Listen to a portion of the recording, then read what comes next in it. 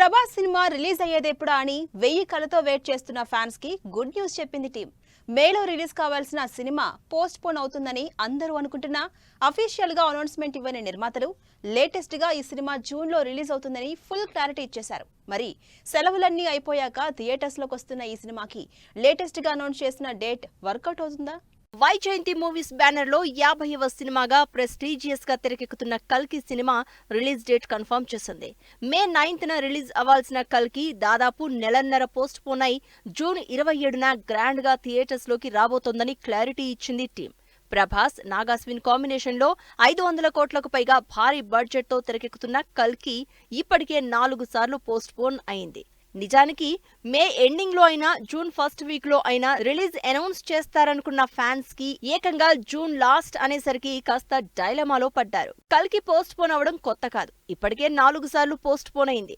2020లో official గా cinema announce చేసిన Vyjayanthi movies ఈ సినిమాని 2022లో రిలీజ్ చేద్దాం అనుకున్నారు. ఆ తర్వాత కోవిడ్ తో డిలే అయి ఈ సంవత్సరం సంక్రాంతికి రిలీజ్ ప్లాన్ చేసుకున్నారు. అయితే షూట్ డిలేతో ఏకంగా ఈ మే 9th కి రిలీజ్ పోస్ట్ పోన్ అయింది.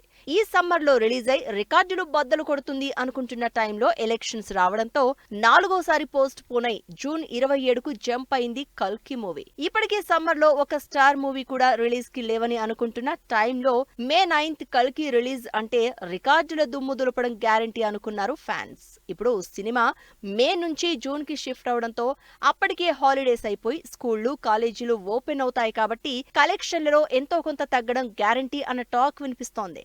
ఆల్రెడీ సలార్తో బ్లాక్ బస్టర్ హిట్ కొట్టిన ప్రభాస్ కల్కితో 2000 కోట్ల కలెక్షన్లని టార్గెట్ చేస్తున్నారు. అందుకే వరల్డ్ వైడ్ గా సినిమాని ప్రమోట్ చేస్తున్నారు కల్కి టీం.